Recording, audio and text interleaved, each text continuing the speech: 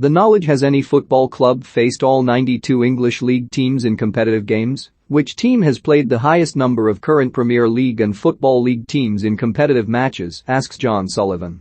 I am sad enough to have spent a pre-internet school holiday drawing up charts of who had played who, writes Mitchell Sandler, saving us a job. These days it's all on spreadsheets and much easier to update. The key to the question is New Boys Sutton United, who have, occasional FA Cup matches excluded, yet to play any of the other 91 first-classes clubs.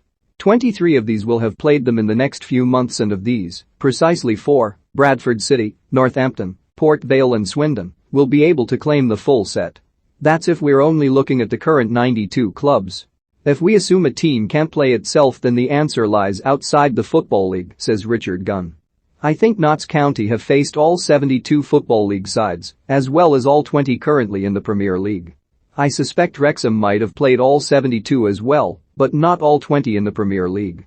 Now would be a handy time to be invited to share Mitchell's spreadsheet. We thought Notts County might have missed out on facing Salford City, but an FA Cup tie in 2015 means they have ticked the class of 92's favourite plaything off their competitive game list. And David Price takes us on a trip north for an answer that would have done the job a season ago. With our tumultuous fall down the leagues in the last few years, and now thankfully moving back in the right direction, this has enabled my team, Bolton Wanderers, to have played every team that was in the 2020-21 Football League in a league match, not just a competitive match.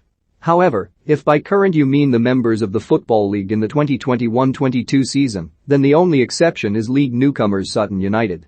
Barbara Banda scored a hat-trick for Zambia in the 10-3 defeat by Netherlands at Tokyo 2020, begins John Carlyle.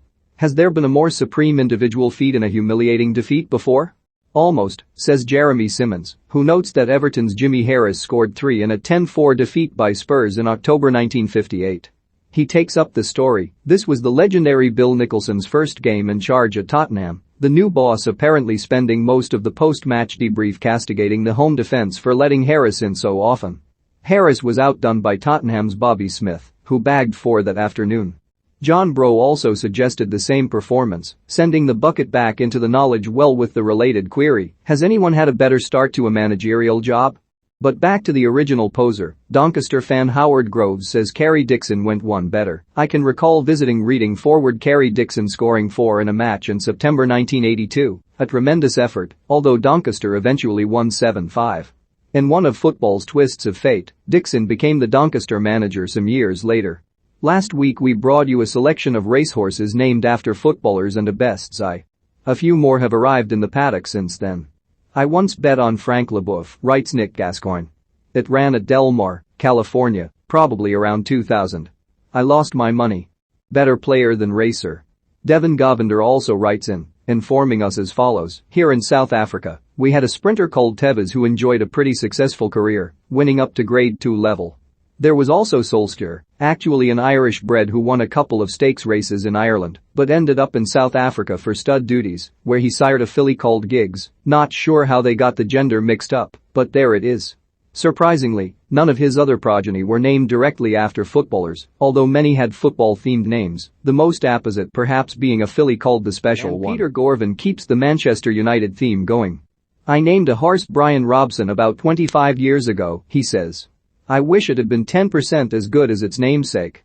I got him to sign a consent form for use of his name at Bangor on D races one day.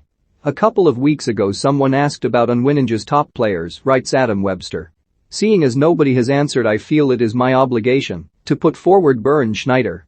He played 81 times for Germany, including a World Cup final, and for a fine Bayern Leverkusen team, which does explain it somewhat.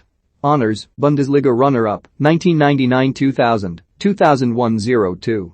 DFB Pokal runner-up, 2001-02, 2008-09. Champions League runner-up, 2001-02. World Cup runner-up, 2002.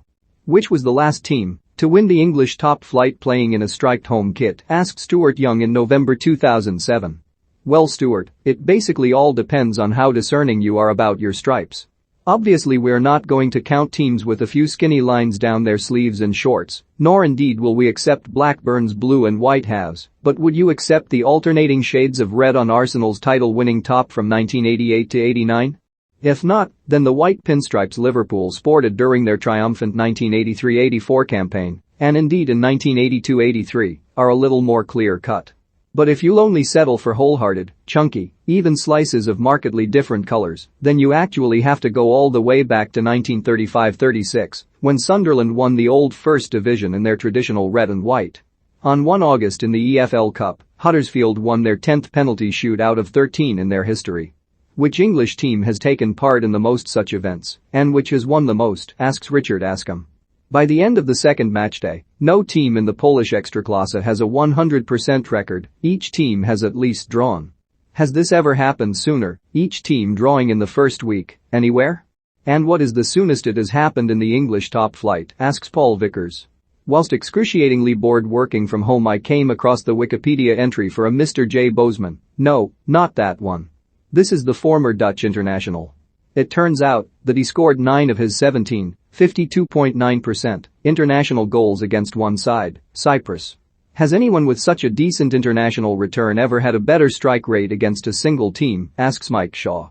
Albion Rovers' capacity is reported as 1,238 on the SPFL website, begins Adam Hookwe. The record crowd at the same ground is 27,381.